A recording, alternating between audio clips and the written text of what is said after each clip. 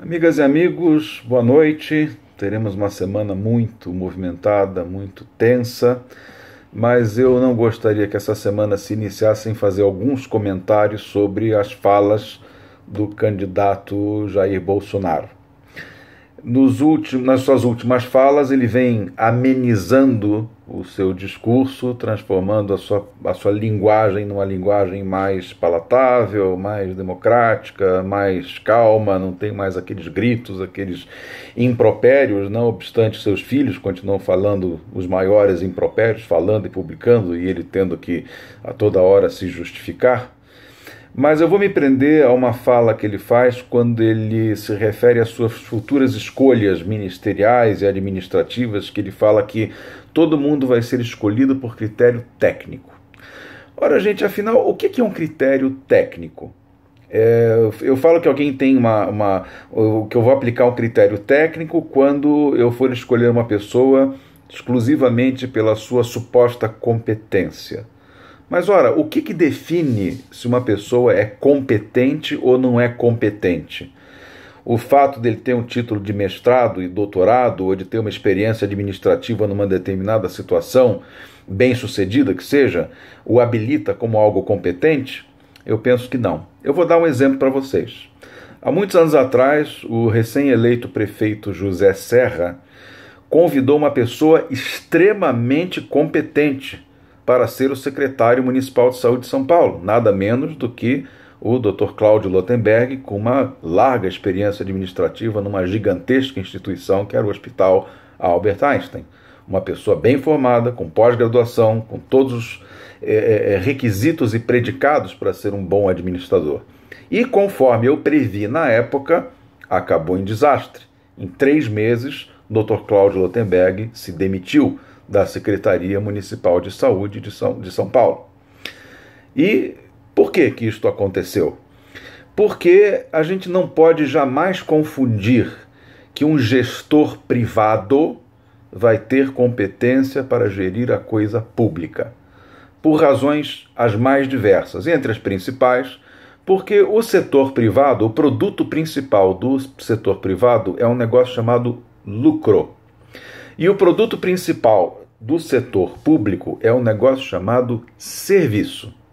No setor privado, se eu sou administrador, na maior parte das situações eu faço aquilo que eu quero.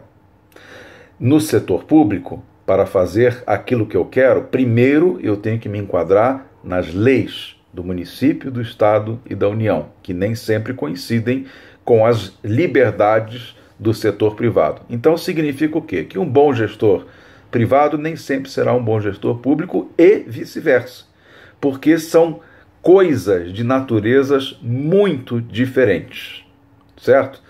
Então, quando eu falo que eu vou ter uma escolha eminentemente técnica, necessariamente eu estou colocando critérios arbitrários. Eu vou definir o que é competência e o que não é competência, ou, na melhor das hipóteses, eu vou consultar o setor privado ou outros setores para que me indiquem uma pessoa que tenha esta competência alegada e necessitada. Mas, para isso, tem que passar no meu crivo. E quem sou eu hoje? Eu, por exemplo, Nelson Izemal, se eu fosse escolher um ministro da saúde, um administrador hospitalar, etc. Que conhecimento eu tenho para poder colocar à prova a pessoa que eu quero que vá gerir os destinos da saúde pública do meu país ou os destinos da educação ou de qualquer outra área administrativa? Eu não tenho. Eu vou ter que ter relações de confiança com pessoas que eu considere de suposto saber e que possam me fazer uma indicação segura para este cargo, o que não é uma coisa fácil da gente obter. De qualquer forma, nós teremos que ter um mínimo de relações de confiança e um mínimo de acreditação pura e simples, de fé. Eu vou acreditar que aquela pessoa que me indicaram, que falaram tão bem, que tem diploma de mestrado, doutorado, etc. e tal, tem condição de fazer alguma coisa pelo meu país, ou pelo meu ministério, ou por uma secretaria de saúde municipal, ou por uma secretaria de saúde estadual. Agora, no modelo atual, onde você tem pela coalizão partidária as famosas indicações políticas, essas, ao meu entendimento, não são em si mesmas deletérias. Por quê? Porque uma pessoa que tem carreira política, que tem vida partidária, que já se candidatou, que já foi eventualmente deputado, vereador, ou prefeito, ou governador, ou ministro, assim por diante, é uma pessoa que já tem experiência na área pública e tem experiência na área política. E isto, sim, muitas vezes pode habilitar uma pessoa muito mais do que qualquer outra competência técnica, porque estas pessoas têm o dom do discurso, o dom da liderança, da capacidade de aglutinar pessoas, da capacidade de aglutinar ideias e de conquistar a confiança daqueles que serão por ele administrados. Então, esta competência política, muitas vezes, é mais importante do que a competência técnica quando nós estamos falando de grandes administrações, de grandes entes administrativos e coisas que envolvem centenas, às vezes milhares de pessoas. Eu posso ter, por exemplo, um secretário de saúde de um estado ou do município extremamente competente, tecnicamente muito bem preparado e que não consegue conviver com as diferenças de ideias dentro de um órgão monstruoso que seria uma Secretaria de Saúde do município de um estado brasileiro, não consegue aglutinar suas ideias, não consegue colocar os seus projetos em prática simplesmente porque não tem competência política, não consegue criar relações de confiança para que ele exerça essa função. Um outro exemplo. Fala-se muito na administração paulista, administração tucana, que sempre foram escolhas técnicas, parcerias público-privadas e privatizações, etc. e tal, tudo atendendo aos interesses do mercado e aos modelos neoliberais, etc. e tal. Ora, vejam só, eu gostaria que alguém me falasse de uma obra do Estado de São Paulo nos últimos 10, 15 anos que tenha terminado no prazo e que tenha cumprido todos os requisitos técnicos da sua contratação. É muito difícil. Eu não vou dizer que não existem, mas a imensa maioria de trem, de metrô, de outras obras de infraestrutura, Sabesp, etc. e tal, terminaram ou com muito atraso ou com diferenças de detalhes técnicos de contrato que não foram adequadamente cumpridos e com escândalos de corrupção e de sobrepreço e etc, etc, etc.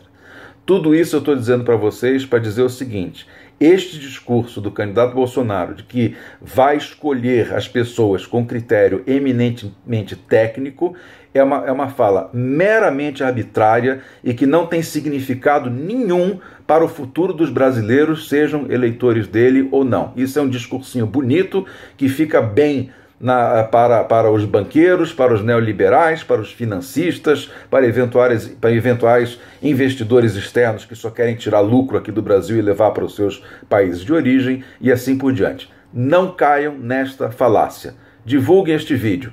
Nós precisamos trazer o debate político para um nível adequado no nosso país. Meu nome é Nelson Nizenbaum, eu sou médico, tenho 58 anos e luto por um Brasil melhor, tanto quanto qualquer um. E nós precisamos ser ouvidos e nós precisamos elevar o nível do debate e não nivelar por baixo como quer esse candidato Jair Bolsonaro, que não quer comparecer a entrevistas e não quer comparecer a debates políticos. Muito obrigado a todos por terem me ouvido, um grande abraço e vamos ver se a gente consegue trazer esta eleição para o único resultado possível do Brasil para a democracia. Fernando Haddad, número 13. Um abraço a todos.